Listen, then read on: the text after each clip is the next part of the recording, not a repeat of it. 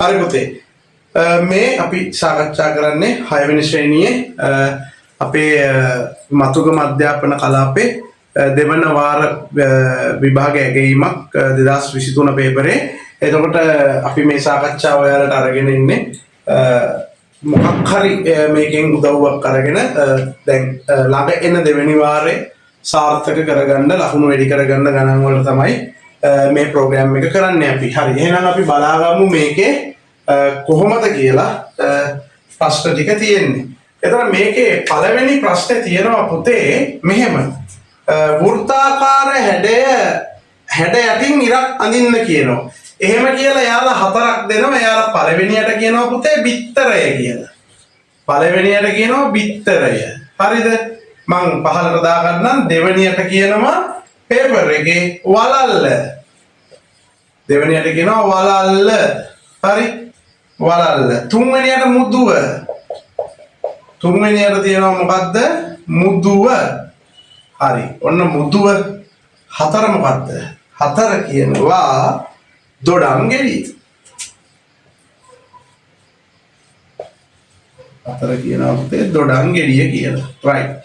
මෙතන ගෝලාකාර හැඩය එහෙම නෙමෙයි ඉල්ලන්නේ. හරි. මෙතන ඉල්ලන්නේ වෘත්තාකාර හැඩය.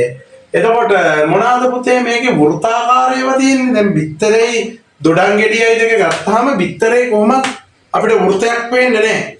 ඒ වගේම මේ දොඩම් ගෙඩියත් ගෝලාකාර හැඩයක් තිබ්බට වෘතයක් එහෙම හරියටම අපිට කියන්න බෑ. ඒක වෘත්තාකාරයි කියලා දොඩම් ගෙඩි එක එක හැඩේව තියෙනවා.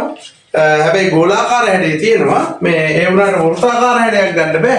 වලල්ලයි මුදුවයි ගත්තොත් ඒ දෙක ගත්ත හැකි. වලල්ලයි මුද්දයි ගත්තොත් ඒ දෙක ගත්ත හැකි. මොකද වලල්ලේ අනිවාර්යෙන් බොහෝ වලලු. හරි නේද? දැන් නම් එක එක වලලු වර්ග තියෙනවනේ. එතකොට එහෙම නැතුව අපි නිකන් සාමාන්‍ය වලලු කියලා හිතුවොත් බොහෝ වලලු වෘත්තාකාර හැඩයක් දකින්න පුළුවන්. බොහෝ මුදුත් වෘත්තාකාර හැඩයක් දකින්න පුළුවන්. එතකොට ওই දෙක තමයි අපේ පිළිතුරු දෙක වෙන්නේ. යටින් ඉරක් අඳින්න කියලා කියන්නේ එකක් වලල්ල, අනිත් එක මුදුව. හරි පුතේ අපි ඊගාවට දෙවෙනි ප්‍රශ්නේ බලමු. අපිට යම්කිසි සංඛ්‍යාවක් දීලා මේකේ රෝම ඉලක්කම් එකේ කියනවා මේක සම්මතාකාරයෙන් ලියන්න. සම්මතාකාරයෙන් ලියමු අපි. මොකද්ද පුතේ මේ සම්මතාකාරයෙන් ලියනවා කියන්නේ?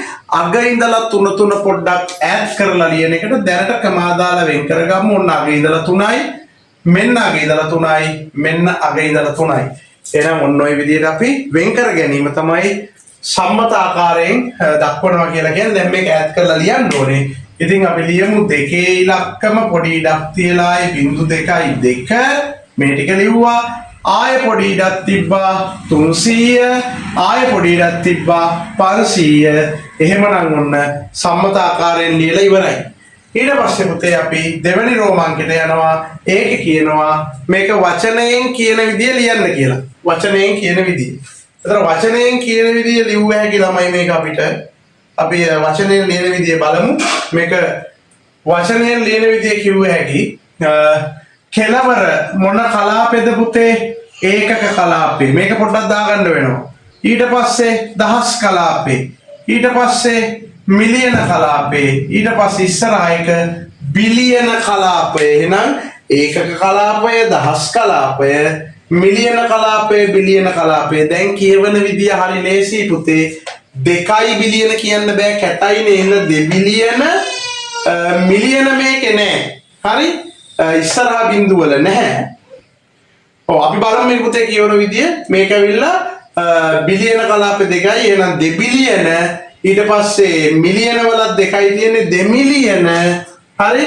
මේක නම් 300ක් තියෙනවා. එහෙනම් 300යි දහස් කියන්නේ 300,000.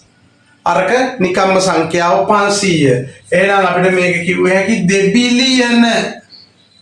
2 බිලියන ආයේ මේකත් මිලියන 2යි. එහෙනම් ඒකත් 2 මිලියන. 2 බිලියන 2 මිලියන 300,000. 300,000. අර කීයද කෙලවරේ තියෙන්නේ? 500. ඒක නිකම්ම ලියනවා අපි 500. එහෙමනම් ඔන්න 2 බිලියන 2 මිලියන 300,000 500. හරි පුතේ. දැන් අපි යනවා අපේ පේපර් එකේ 3 වෙනි ප්‍රශ්නේ බලන්න. හරි? එතකොට මේ තුන්වෙනි ප්‍රශ්නේ ගද්දී මේකේ අසමානතා ලකුණ දාන්න කියනවා ගැළපෙන විදියට හිස් කොටු දෙකට. හරි. මේක පුතේ භාග ගණන් දෙකක්. හරි. එතකොට මේ කියන අසමානතා ලකුණු දාන්න නම් ඉස්සෙල්ලාම අසමානතා ලකුණ මොකක්ද කියලා දැනගන්න එපා. එතකොට මේක දාන්නේ පුතේ මේකේ කට ඇරිච්ච පැත්ත ලොකු පැත්ත. කට වැහිච්ච පැත්ත පොඩි පැත්ත. මතක තියාගන්න ලේසි නේද අපේ සමාජය දකිද්දී අපේ කට ඇරෙන්නේ කොයි පැත්තටද? වාසි පැත්තට ලොකු පැත්තට පොඩි පැත්තට අනේ කට වැහෙනවා. හරිද? එහෙනම් එහෙම මතක තියාගන්න. එහෙනම් කට ඇරෙන්නේ කොයි පැත්තටද? කට ඇරෙන්නේ ලොකු පැත්තට. අනිත් පැත්තට කට වැහෙනවා පොඩි පැත්තට. එහෙමනම් දැන් මේක දාගන්න ඕනේ. පළවෙනි රෝම ඉලක්කමේ නම් අපිට බලන්න පුළුවන් පුතේ මෙහෙම. දැන් මේ දෙක විදි දෙකක්. හරි? ඉස්සල්ලාම අපි මේක බලන්නේ මම කිව්වනේ මම සරලම විදිහට කියලා දෙන්නේ කියලා. එතකොට අපි දන්නවා උඩ තියෙන්නේ ලවය යට තියෙන්නේ හරය. හැබැයි ඔයාලට මෙහෙම මතක තියාගමුකෝ පුතේ. හරි? බලන්න උඩ එකද සමාන යට එකද සමාන? ලවයද සමාන හරයද සමාන? මේක පුතේ උඩ එක සමානයි. 5ට 5. උඩ එක සමාන නම් ඒ ගාන යන විදිය එක විදිහක්. ඒ කියන්නේ උඩ සමාන නම් අපි හිතනවා පුතේ මෙහෙම. හරි? උඩ සමානය වගේ අපි නිකන් හිතමු මේක පාන් ගෙඩියක් කියලා. හරි නිකම්ම අපි ගමු මේක පාන් ගෙඩියක්. හරි. මේක පාන් ගෙඩියක් නම් පුතේ. හරි? ඒක පෙති 12කට කපලා කෑල්ලක්ද ලොකු පෙති 8කට කපලා කෑල්ලක්ද ලොකු. හරි ලේසියට ගණන් හිතුව හැකි නේද? මේ උඩ සමානයි කියන්නේ මේක පාන් ගෙඩියක්. ඒතර පාන් ගෙඩිය පෙති 12කට කපලා කෑල්ලක් ගත්තොත් ඔයාලට ලොකු කෑල්ලක් හම්බෙන්නේ නැත්තම් 8කට කපලා ගත්තොත් කෑල්ලක්ද ලොකු කෑල්ලක් හම්බෙන්නේ.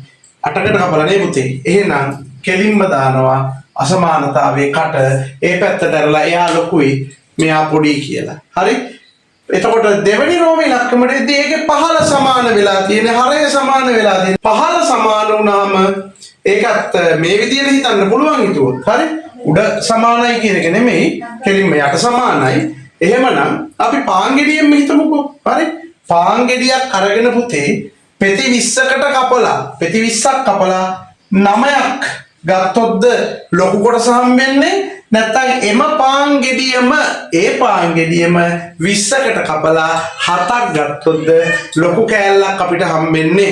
එතකොට අපි දන්නවා වැඩි කොටසක් වැඩි ප්‍රමාණයක් හම්බෙන්නේ 20කට කපලා 9ක් ගත්තාම කියලා. එහෙනම් මේක හරි සරලව මේ පැත්ත අසමානතාවය අපිට දාගන්න පුළුවන් වෙනවා.